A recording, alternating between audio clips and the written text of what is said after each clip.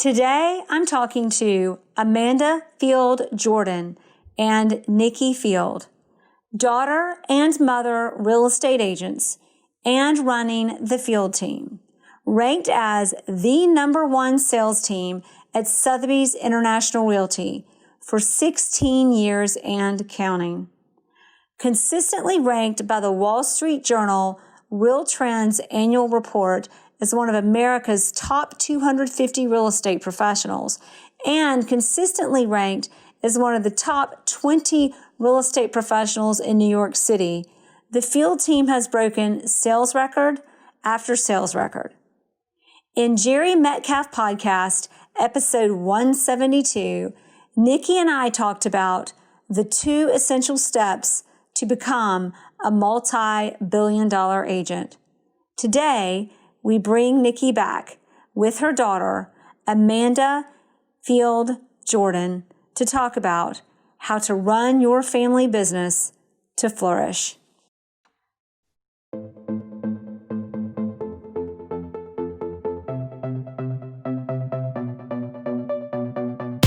Thanks for listening to the Jere Metcalf Podcast, where top real estate agents tell how they do it.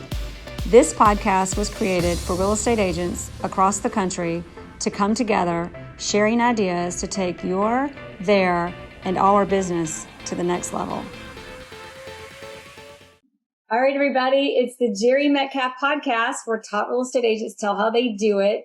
And today we have 2 really special guests from the Field team. We've got Amanda Jordan, who is a top producer with the Field team, and Nikki Field. It might not be obvious, but Nikki is Amanda's mother. So we are going to talk about how they do business together. Before we do that, first, thank y'all for coming on the show. Thank you for having us. Hello, Jere Metcalf. So pleased to be back here. I must tell you that your podcasts have gotten me through this COVID period. Thank you so very much for all of the advice and insights that you've been able to provide during this long, long, dark period. Well, thank you for listening. And thank you for that, Nikki. So first, let's talk a little bit about, before we talk about working together as a family, a lot of people already know who you are. It's kind of like telling everybody who Elvis Presley is. But do give us a little bit about the team. I know you guys have a huge team. You're actually international, even though you're based in New York City in the Upper East Side office. Size of your team, and let's talk a little bit about what you're selling and the volume, and then we'll talk about how you work together. Okay, so I'll give you the background, and Amanda will give you the juice today. 20 plus years ago, I transitioned into residential real estate from a marketing career.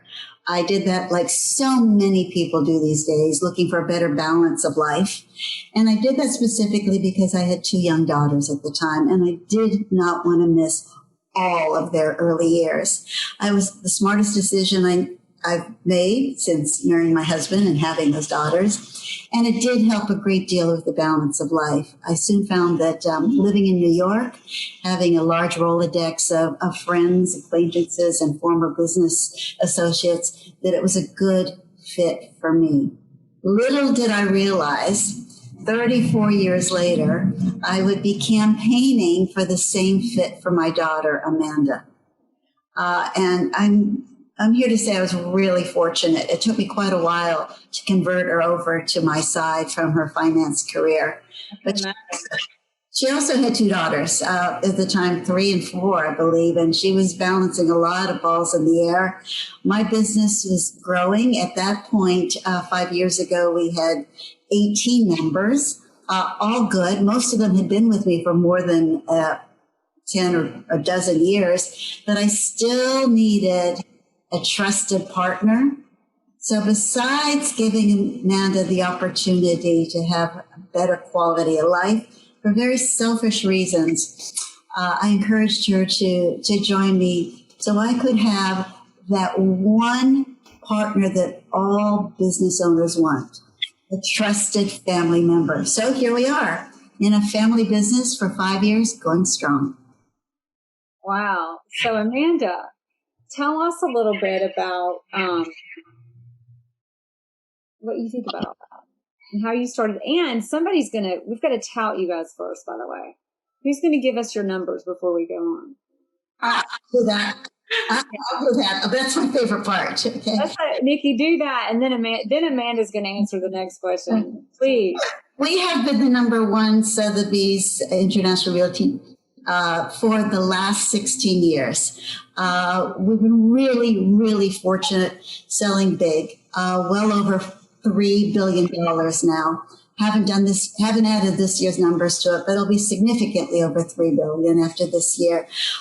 Most of that is because of our large team, their advantages, and our international desks. Others that have listened to your podcast know about my 4 international desks. And in the time of Corona, these international desks have proved extremely valuable in helping us reach out of our local market, which has been suffering since March, and selling other places in the world.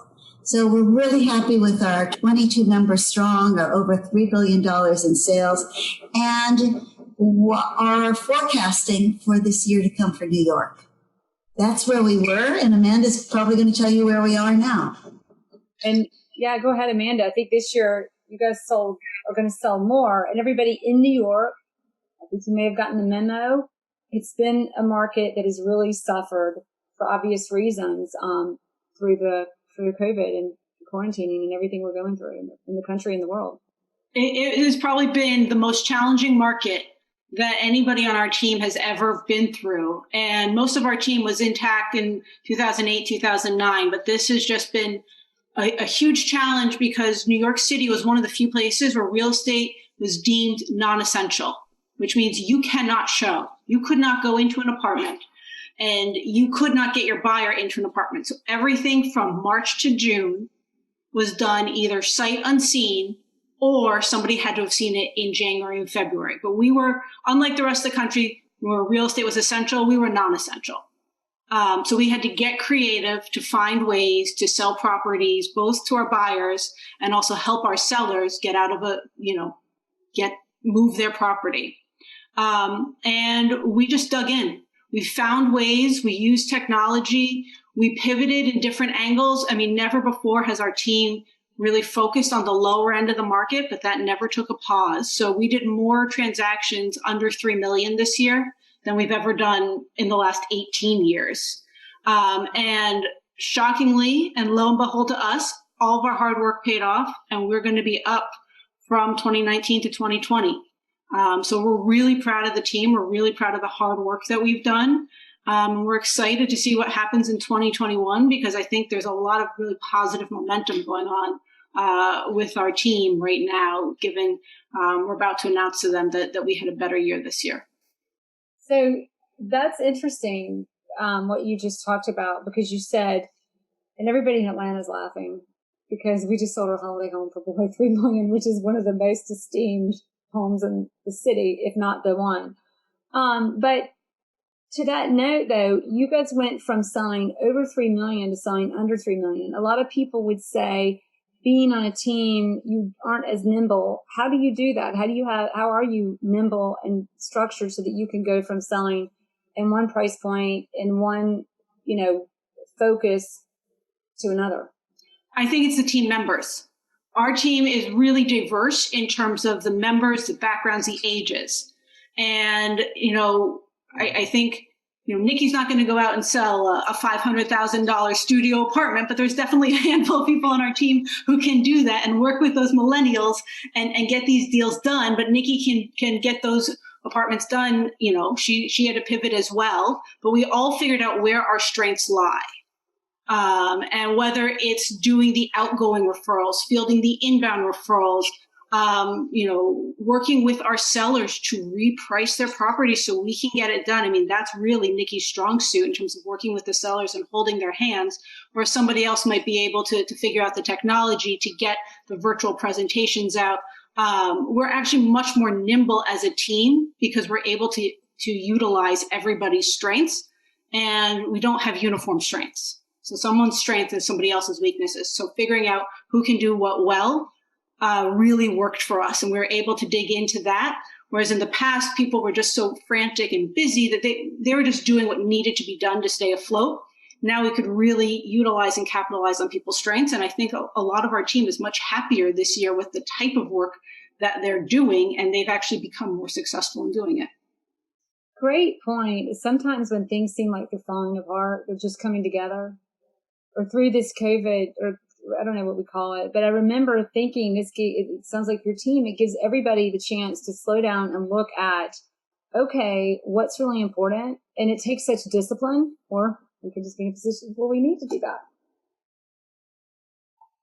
I think we were in a position for the first time ever, and I'll turn it over to Nikki, where we had to really sit back and think about, we've never been in a health crisis like this before. So we had to think about not only our safety and our health, but also, the work that we had to do for our clients, and, people's priorities change. So how can we make everybody more successful in the role that they are in? And it's really figuring out their strengths and talking to them and working through that. And that's what we spent the last couple of weeks in March doing, is figuring out people's strengths. And then we hit the ground running again in April. So here's a question. Did you want to add to that, Nikki? I just want to add to that because Amanda was fundamentally responsible for our strategic plan forward, the beginning of March. It was extremely important, number one, that we watched each other through this period, helped each other, kept the morale up, a little bit of therapy, a lot of fun. Forecasting was not a great thing to do on our regular meetings because we had no idea if there was in real estate. But Amanda came up with a plan of dividing people up, and we called it divide and conquer.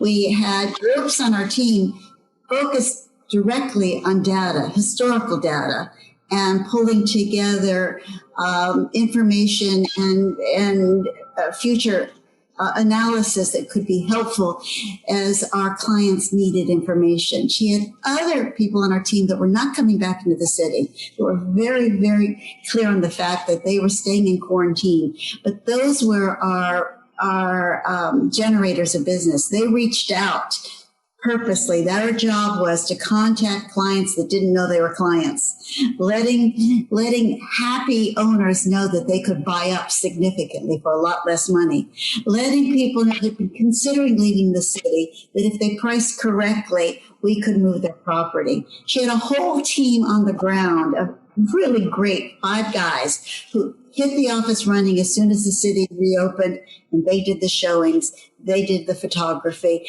Together as a group, we were far, far stronger than as an individual. Wow. So just really finding the strengths, bringing everybody together, and people don't know what they want until you show them. Made sure you had a way to show them. So Amanda, let's go into mom here, convincing you to come into real estate. How did she do that? And what was the thought process? And how did you finally pull the trigger and cross that line and go for it? So she had been doing it for quite some time. I had spent about 10 years at Morgan Stanley, and then I'd always wanted to go into executive search. So I went to a search firm because I really liked the entrepreneurial aspect of that. And that was sort of my favorite part of my job at Morgan Stanley. So I went to a search firm. And while I was there, we actually had to move to Florida for my husband's fellowship. And this company was generous and nice enough to let me do a commute. So I'd fly back and forth every other week. But I was able to, work from home once a week and work from the office once a week. And then in those 3 years, while we were in Florida and I was commuting, I had 2 babies. And then we all moved back to the city after that. And that year of not commuting and just working crazy hours full time in the city made me realize that I'm going to lose out on my kid's life. I had no control over my schedule, working early mornings, late nights, weekends. And she had just kept telling me, well, you still have the entrepreneurial aspect of real estate, but you get to pick your schedule. You can choose when you do things. You can choose when you have the showings. I mean, you've got no problem, going after business because that's your job now. which is usually the harder part for people to learn that aspect of the job. It's now just, you can figure out the balance that works for you. That, along with my husband pushing me to do that, I joined 5 years ago and I've never looked back. It's just been an incredible ride and an incredible 5 years. And I'm so happy that I made that jump and that leap. So as an agent that did not start with a team, when you say I could pick my schedule and I wouldn't work nights and weekends, I'm going, that doesn't sound like my life, especially pre-team. So, and earlier in my career. So it sounds like part of that is the team. Part of it is the team, but part of it is my main specialty is the Upper East Side of the city. And in the Upper East Side, it's predominantly co-ops. Co-ops have very strict showing rules, which means you can only show those properties Mondays through Fridays, usually 10 to 4, no weekend showing allowed. So I started in that area because that's where my client base was anyway. That's where I lived. Those are the buildings I knew. Obviously, I have worked weekends and worked nights, but it was a really good entree into the real estate world because those buildings are so prohibitive about when you can show that it allowed me some time to really get my feet wet. So we have one co-op in Atlanta, at Peachtree Battle and Peachtree Road. So I can't specialize in that, but everybody, don't worry. I love what we're doing now. But so for everybody who doesn't know, and we don't work much with co-ops, but I'm going to try to, or do you want to define it for us? It's basically a community where the owners share ownership, and I think they have they can control who comes and goes, and it's almost a membership. Yeah. I'll take that one. 82% of the residential buildings in Manhattan are co-ops. Wow. Remainder are condominiums and townhouses. And a cooperative is where a buyer buys shares in a corporation. Actually, a deed.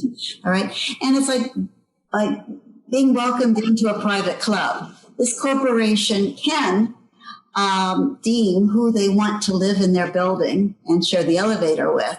So the co-op structure is not only challenging, it's very invasive.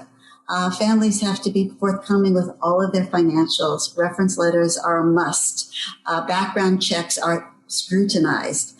It is a long process, but once you're in, you have membership in this corporation that gives you often additional membership into other elite co-ops. We often find the most expensive co-ops are really focused on people they've already lived in a co-op. It's, okay, you're in this club now, you qualify to elevate to the next. It's not the best structure in 2020, though, because co-op purchasing means you have far less flexibility of how you purchase. You have to, first of all, put it in your own name, all right? You cannot buy in an LLC or trust. So there's full disclosure on who's buying what and for how much money.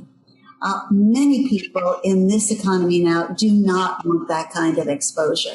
There's also limitations on how you might use your co-op. It's for your primary use and your family's, but you cannot rent it out without approval, which is very difficult to get. You then have to remember when you go to sell, you have to find someone equally qualified to purchase. So the selling period can be much longer. It can be a challenging environment, particularly in a down market. So that is the reason why condos have done so much better in the last few years. Their price per square foot can be as much as double that of a co-op.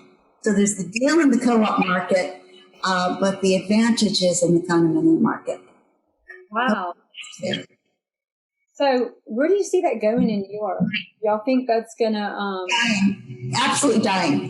There are no new corporations that have been established since 1990. All new building structures have been condominiums. It's an old school way of buying that bailed out a very bad real estate market in the early 80s. It's no longer productive for the way people live their lives now, particularly people with multiple homes, particularly people that buy for investment purposes. And cooperative boards have seen the big money goes after condos. It'll be interesting to watch the slow death of the cooperative. It's a quality way to live and a great opportunity in this market because the prices are so much lower. That's so interesting. It's a dynamic we just don't have in Atlanta. So back to we still didn't really get the answer to this quite. Well, we did. So you basically came in because Mom said you're not going to work. She just said you can pick your schedule. You can pick your schedule. I'm kidding. It was a lie. It was a lie. You're just going to be working co-ops that are just take 10 times the work. That's all. But you're smart. Yeah, exactly. The showing is only a very small portion of what you do as a real estate agent. The shopping, the negotiating, the marketing, learning the data of the market and doing your research takes up a great deal of our evening and weekend times. We're still full on working. We just don't have to show. And we also just don't have to show face in the office. I mean, I can pick and choose when I go to an office. I can sneak out to get my kids from school if I need to. No one's asking me any questions. So you have more flexibility over your life versus being accountable to the corporation. And that creates actually more efficiency and productivity in what you do overall, whatever you're doing, really. So. Exactly. And we look at it differently. There are huge generational differences in how I work and how Amanda Jordan works. Really interesting. It's caused us some crossroads together as we reflect. I, with the experienced broker, she, the initial novice, but now certain quite experienced, on how I thought she might want to do this business and how she absolutely knew she should be doing this business. We ended up both being right. We both found our own paths, and quite honestly, they've both been quite effective. Well, that was a great segue into exactly what I wanted to know, and I think everybody wants to know is, and this is everybody listening to the show is anybody listening wants to know anything we can learn about how to take it to the next level in our business. And the other thing is so for you, coming into this, there was, you've witnessed Mom do this for a while. And now you are segueing into it from the corporate world. A few things are, what did you think it was going to look like? What did it look like? You knew what you set out to get, and what was the difference, and how did that look, and what was the end picture of that versus how that all started? Sure. That was a lot in one, so I can restart those questions. So let's take sort of the first part, I guess, in terms of, how I would say if you're on a team or working, you can always learn from other people. But I think the most helpful learning experience, and Nikki, chime in here, is different generational learning experience. Whether you are doing a deal with somebody of a different generation, older or younger, or whatever it may be, because there are a lot of things that you can learn from one another. Nikki is very, very, very good at client service, and she's all about the face-to-face client service. Even now, in the time of virtual, she always wants it to be on Zoom. Whereas I'm much more of I can text you, WhatsApp you, just sort of get it done versus being face to face. But I've learned that sometimes you really do need that human interaction with somebody to build that trust and loyalty. Whereas she's probably learned that you don't need it every time for every conversation, that things can happen that aren't on email or in person. You can text somebody and it's still a valid way to communicate. You can find different ways of technology in terms of, whether it's using Matterport or doing videos. It doesn't just have to be a photograph for a listing. I mean, you can embrace the changes, whereas the younger generation can learn from the older generation in terms of what are some things that you need to be able to do, even if you have the technology to do it differently. Well, and face-to-face, for example, I'm kind of in between on this one because I can relate. Like I've had clients that, and I would love a story, but it reminds me of clients who are texting me things that I'm like, this is really a conversation. And I can remember I would call and they're not that much younger than me, but I'm a Gen X, they're a millennial. I was like, no, really, I want to do this on text. I'm like, okay. So, but do you guys have any fun examples of where you've learned from each other in situations like that? Let's start from the first day. Oh, let's do. There was a lot of learning on my part. On the first day that Amanda came to join the team, and she walked in, she called me Nikki for the very first time in 34 years. Right. As she's repeated numerous times during this podcast, I always have a start, okay? It's a extraordinary feeling when your adult daughter is dealing with you on an equal level playing field. And it was an adjustment for me. Didn't seem like it was an adjustment at all for her, though. She just hit the ground running. Most important thing, and the reason from that very first day I gave her added respect is she decided the clear boundaries of the relationship. She walked in, she referred to me as Nikki, and has not stopped doing that since in our business environment. I was really extremely concerned about the potential imbalance in the team culture when Amanda entered. With long relationships with almost everybody on the team, and now the favorite daughters walking in. Amanda handled that extremely well. And she was not prompted or trained to do this, but she evaluated the environment she was walking into. She took a back seat, learned and listened, helped and respected everyone else till she earned their trust and their faith. And that, for anybody here that's thinking about a family business or involved in one or had some blips in their family business, I think that the most critical part of it was the new family member coming in and learning to take a respectful position among the crowd. Very successful for us. So Amanda, what was it like for you from your perspective? Did it feel the same, or what did you say to yourself coming into this on, what did you expect? How did you know to call your mom Nikki? Cause that's not easy. I can't imagine calling my mom Mary Jo. That was weird. And my daughter has told me my name is Jere. And even that, I'm like, no, it's not. My name's Mom or Mommy. I am not Jere. Like, I am Mommy, period, end of story. You can't even mention that I have a name other than that. So. My kids do the same thing to me. And they said, well, you call your mom Nikki. And I said, that's different. We're at work. Yeah. But I mean, who gets taken seriously at work if they call their partner mom or dad, depending on who they're working with? I mean, you call them by their name. I mean, you have to set those boundaries and at work, it's Amanda and Nikki. At home, it's Mom and Amanda. And it's two very different, you have to be able to compartmentalize that. In terms of what I expected, of course, I was nervous. I was making a career change. I was going to work with my mother, which has pros and cons to it. I mean, I knew the team because I had been with her for such a long time. I didn't know how they would respond to me coming in and joining the team. So there was a lot of nerves and a lot of stage fright, so to speak.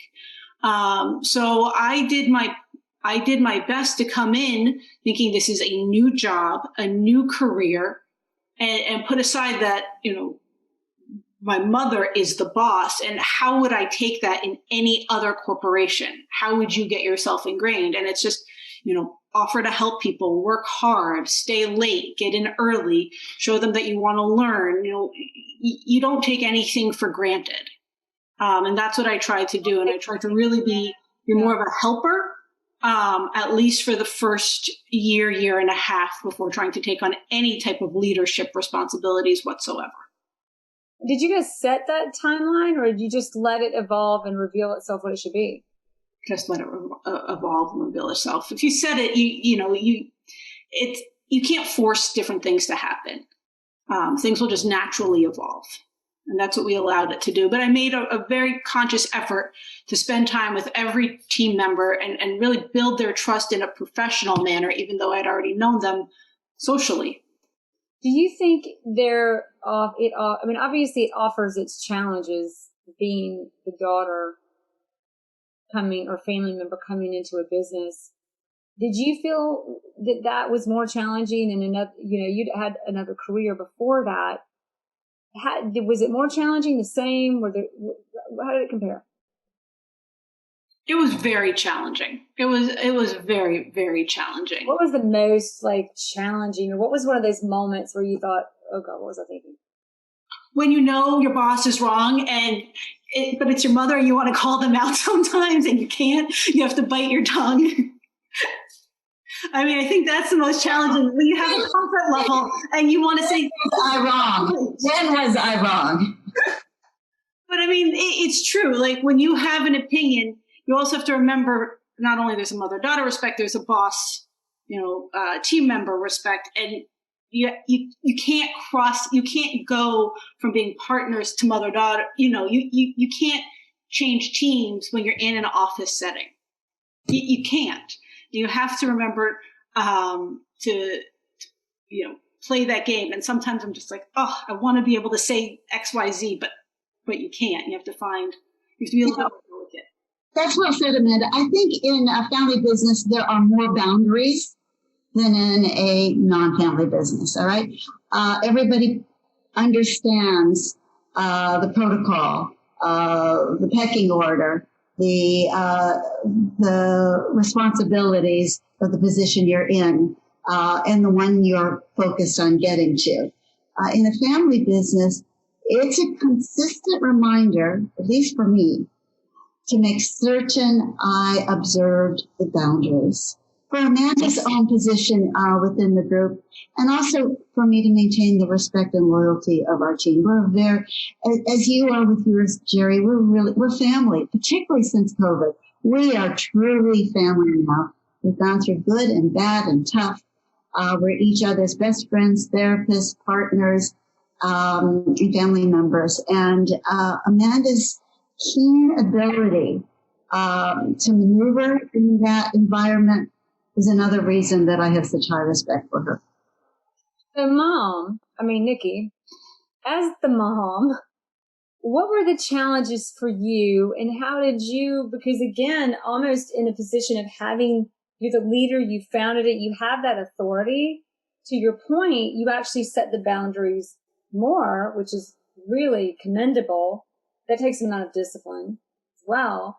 But what was that like for you emotionally, and how did you set your boundaries coming into that? And what were the challenges and advantages? I didn't see them coming. All right, I wasn't quite prepared for it. I had one focus at that time. I wanted my daughter to have a better quality of life and raising her own children. All right. Sharing what I had gone through. That was all I was really thinking about. I know the income would be good. I know that the long-term opportunity would be great. I truly knew that she would like the business. As a lifelong born New Yorker, it was a natural. Her network was deeper than mine. I wasn't born. So she had some advantages.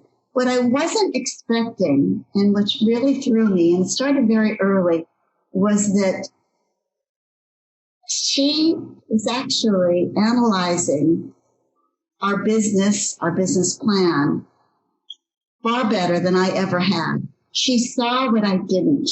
Wow.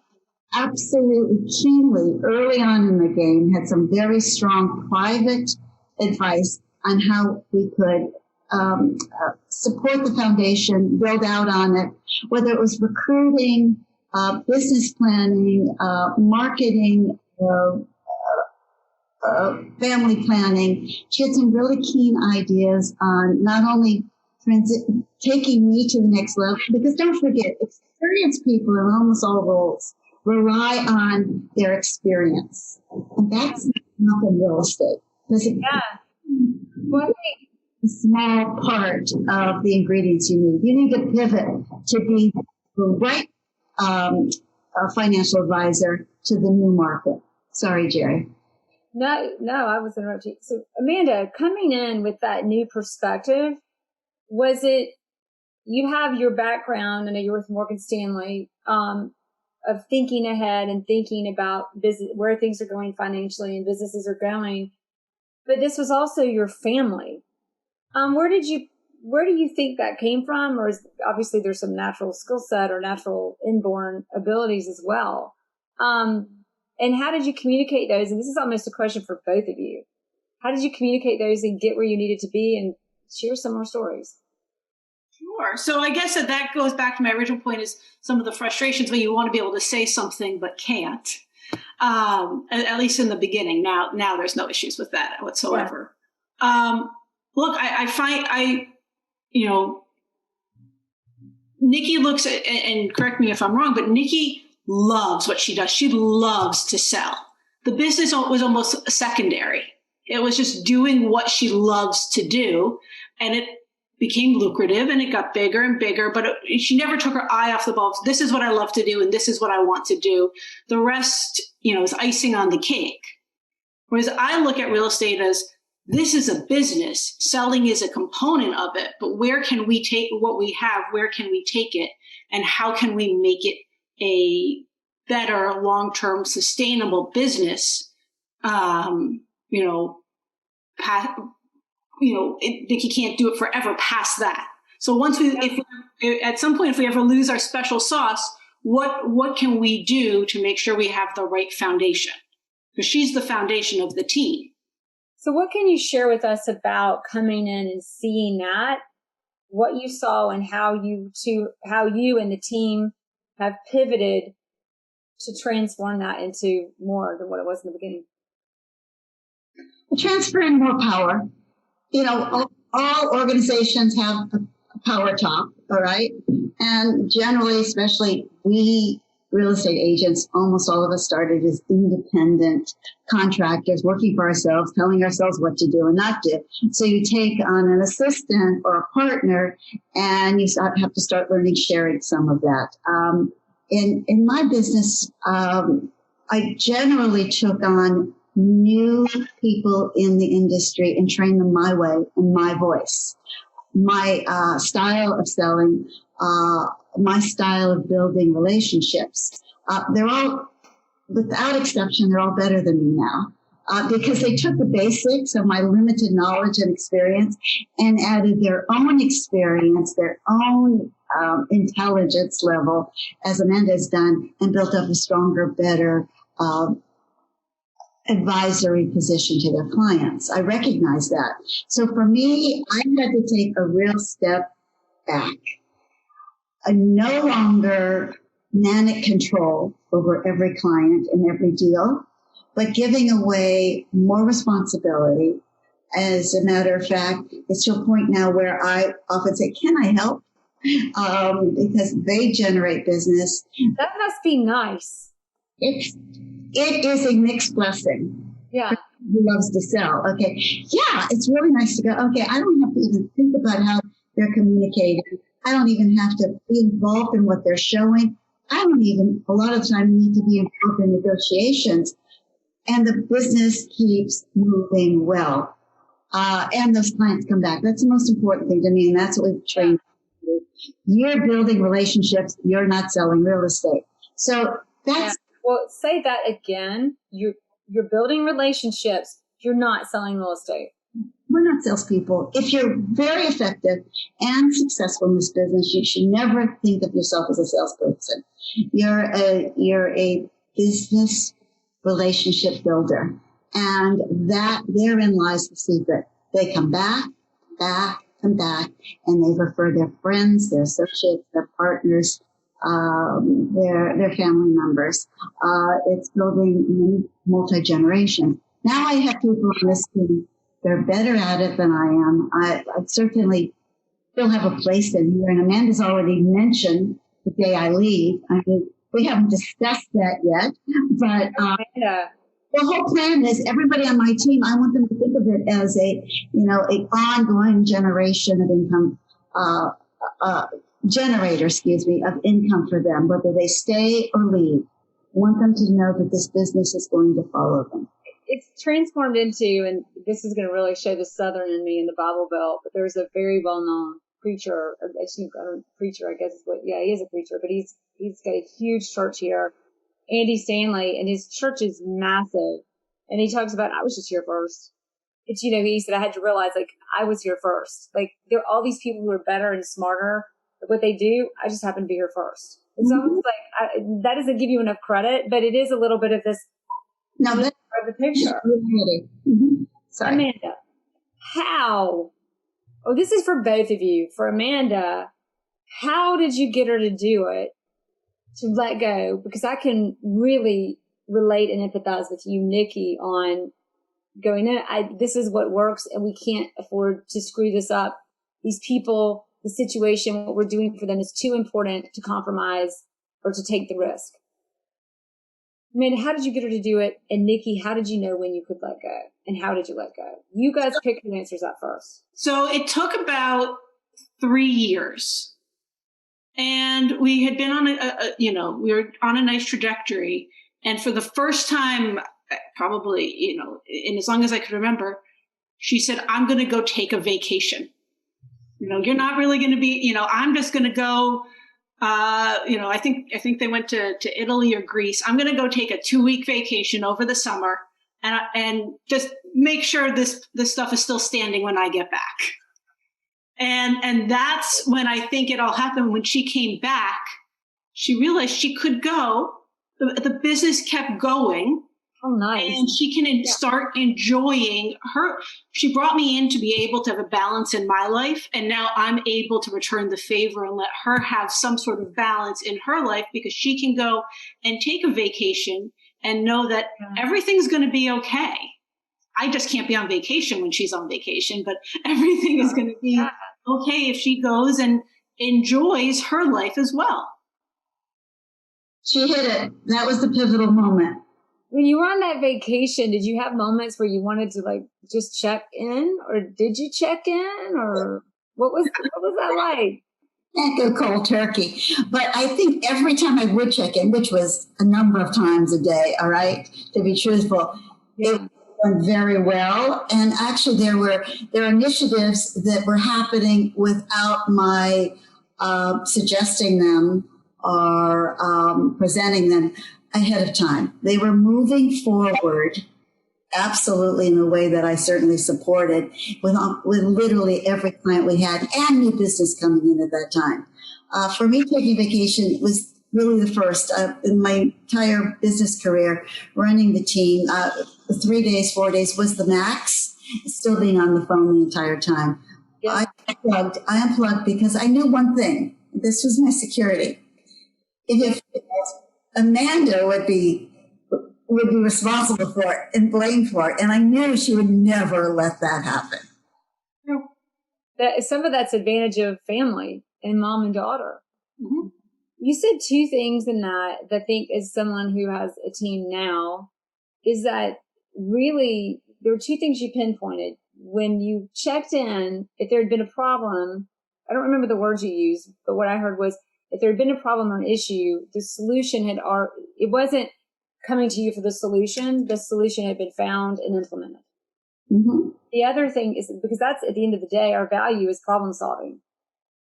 The other thing is the business development. You got to keep the business coming, and you've got to keep the business going. And every time you checked in, that part of the component was going without you doing the follow-ups and making sure we keep them engaged and making sure things aren't getting dropped with potential clients coming in.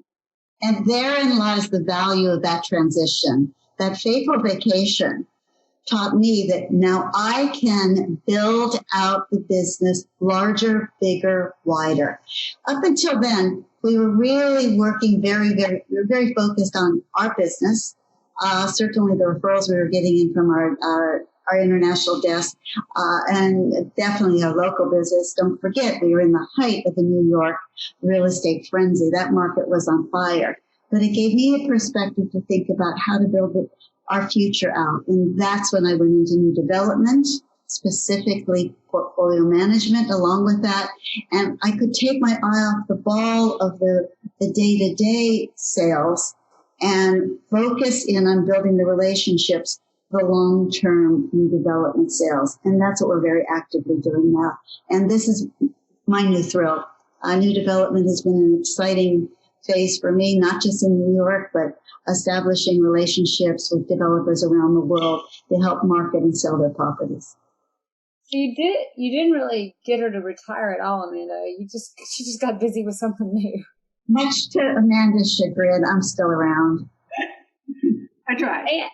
And to the point of both of you, you're just doing more and more business development and have time more to really focus on that and know. I think, when you business develop it, oftentimes once you know how to do it, when you find you're not doing business development or you're not growing it, it's not that you can't, it's that you don't want to do it and not be able to deliver on it.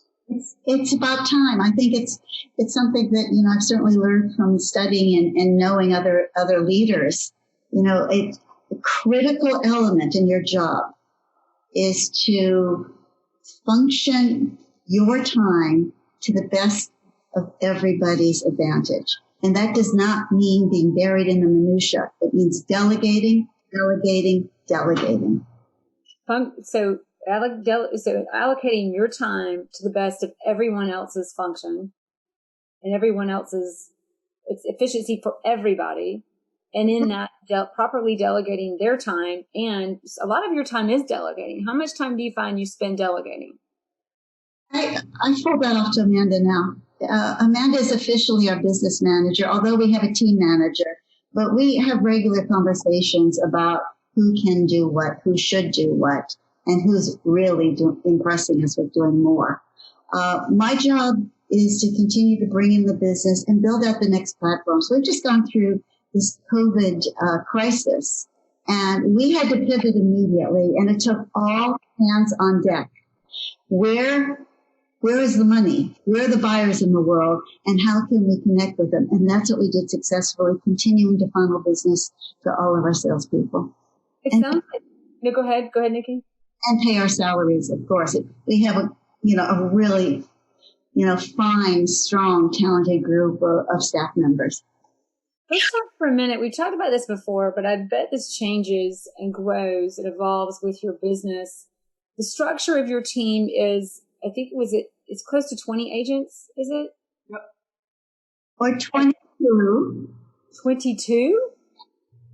The 22 agents. But that includes our international desks. We have 4 international desks. So we are 20 on the team, and we have our support team, which are 5.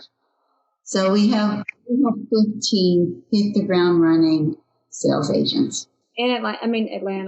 I'm in Atlanta. You're in Manhattan or New York. But in New York, you've got 15 on the ground? Yes. And then, so 15 on the ground in Atlanta, and then you've got 5 more across the 4 desks in other countries? Yes. Our Asia desk fellow comes back and forth, Daniel Chang. He's head of our Asia desk. He spends about 6 months here, 6 months in Asia. That was our first desk we established in 2008. Right after that, we brought on the Middle East desk in Dubai. We have a fabulous woman there that works throughout that region, identifying purchasers and wealth advisors and introducing New York real estate that we sell for them. Soon after that, we opened up our India division, and India is on fire. They've been a big fuel for this COVID market. They have been deploying lots of cash to the U.S. market, thankfully, generally stopping into London first, and if it's too expensive for them, coming over to New York after that. And most recently, a year and a half ago, we opened up our Russia desk. These are all collaborations with the owners of the Sotheby's International affiliate in those locations. They give me one of their strongest brokers, advisors, that is a partner on our team. So they are half on my team and half on their team. So their loyalties are the same. Wow. And focus is on generating business for us. Where does that also find value? Sellers in New York, particularly new development sellers, developers themselves, know that international buyers are providing the fuel and have provided the fuel for our buyers. So they come to us. We know you have buyers from around the world. we want you to sell our properties. It's a very good footprint for building out a business. Everybody around the world, correct me if I'm wrong, knows New York City. Like, that's the city. And people, especially in China, for example, want to put their money in American real estate. I think that's still true. Well, we certainly saw a lot of it from 2010 to 2016. Yeah. That's why I spent so much time there. That's why I wrote a book in Chinese about buying in the United States. That's why we built up our Asia desk. But in 2016, because of restrictions and other elements, geopolitical elements, the Asia players slowed down. They're back again. They're sitting Hong Kong, Taiwan, Singapore. So we're happy seeing their money back in the U.S. Well, I think probably the recession that was incurred during the quarantining, I mean, because New York was having a hard time, I think. And then when that hit, the problems and opportunities, the market goes down, but now you've got these international desks to bring the investors in before anybody else. We led in March. This was part of Amanda's plan. Our initiative was opportunist targets on both sides. Okay, what we did is we found out, we let everyone know that New York is on sale. Part of our team, we had 6 of them, digging deep with developers in particular and sellers, finding out how deep those discounts were. That's when we started doing bulk sales. That's when we started being very overtly leaning forward into investors, letting them know this is the deal, buy like it's 2009, best buyer's opportunity in a generation. That's what kept us alive. Wow. And that really was all because a lot of that evolved, or all of it evolved, because the two of you, mom and daughter, mom brought daughter in and daughter set the boundaries. Oh, yeah. There'd be no team of this size or of this income without Amanda's support, foresight, and business acumen. I didn't have that. I don't have that. Wow. Impressive. So Amanda, was this your vision, or what did you see, and how did you convince mom to let go? I mean, you got her to go on vacation, but there had a little bit more had to happen after that. I mean, my vision was to figure out was for us to be nimble enough to be able to pivot in times of need. We needed to make sure that we could continue to grow if something happened in our market. Because when I started, our market was at its peak, and then it started to go down and down. And so the writing was on the wall that New York's market was starting to decrease. And then COVID essentially tried to flatline it. So since Nikki has been in this business for such a long time, she said, the international buyers got us out of 01 and 09. Okay, let's focus on that. This is what we did then. We have an added layer, and I helped with the planning on that, but given her experience, I think it was a nice marriage. Her experience and my idea of sort of planning and growing was a very good partnership. Wow. And at what point did she start listening?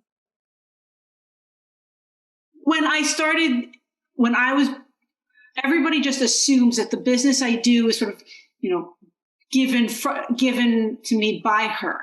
But when I started sort of standing on my own 2 feet, she started listening. You always give respect to the originator of business, all right? Initially, Amanda was in a learning mode, as anybody who joins a team is. They're sucking up all they can in order to form their own business skill sets. But as Amanda's friends, clients, associates started calling her, and she was originating business, a lot of it from our Sotheby's International Referral Network. She made a very concerted effort, she still does, making friends throughout the world. And these brokers who had clients that were interested in selling or buying in New York came to her, not me. She got my attention with that. Wow, good job. Nice. So one more question, and then we're going to do the final 3. Amanda. Yes. Your mom is an icon. That would be kind of an understatement in the real estate industry. You are nothing short of brilliant and a businesswoman. So coming into this business as someone who's already proven herself, made her success, but into an industry that doesn't know you and knows her. What has that been like? Does it feel like you're in the shadows of Nikki, or do you get to have the privacy and not worry about it? Or what's that experience been for you? The first few years I was in her shadows, but once I was able to really prove myself and bring in my own business and significant business to the team, I think her and others started to really take me a bit more seriously than just being her daughter, and being a successful broker in the city. But yes, there's a part of it that I will always be in her shadow because I'm her daughter, but we do complement each other very well. And that's how I think our clients love having a mother-daughter team. They know she brings me in on something. There's nobody better that's going to service it than her own daughter versus somebody else. And if I bring her in, I'm saying, you are so important. I want to bring in the big guns. So I think it's a two-way street that's worked out very well. That's great. It makes, a lot of times people assume when somebody's successful and they're coming from other people of success that it was handed to them. And I've always said sometimes that can bring on the biggest challenges. I think about in my career, I started raw on my own, not even on a team, but I also think about all the stupid things I did. And thank God nobody knew who I was, because I could learn and it was a secret and nobody ever got to see. And it was never, I could move beyond it quickly and learn from it and then be seen when the time was right. And there's a lot of others. I think there are a lot of people who are handed you are not handed success, but are handed opportunity that it destroys them if it comes in too quickly or at the wrong time. And that's clearly back to you coming in as such a successful business person in the first place. I'm hoping, Jere, maybe some of your listeners today, who may have been thinking about bringing family members into their business, think about it a little deeper. I mean, it's an extraordinary asset, extraordinary. Again, I end where I started, the trust. There. It's not earned. It was given since she was born. So we didn't have to go through a period of my evaluating her and her learning, working hard to gain my trust. It was always given. It's there, and it's certainly been well warranted. But a family business is a lot more fun than a non-family business, too. And I want to tell you that. It truly is. We sure have a lot to talk about. And her success is my success. I really take it very personally. Every time she has a deal, and she's in the middle of a mega deal right now, and I can't wait for it to be signed. Because I'm like beyond, I haven't met the client doesn't know I exist. She's never had to bring in any element of this deal, but it's a true thrill to watch someone fly. And how much sweeter is it that it's someone that you love and adore as well? Exactly. Nikki, what's your biggest advice to anybody that's thinking about working with family or having challenges working with family? There are challenges. We've had them. Amanda and I have had some strong challenges. I mean, it's a upside down relationship when you come into business. And as I said, learning my boundaries, and building my giving her the freedom and the responsibility that she earned. My advice is to absolutely try it. Most importantly, and I think Amanda and I were interviewed about this not that long ago, lead with respect from both sides. I don't say this lightly. You must respect the family member more so than you would any other business partner, because it's sensitive.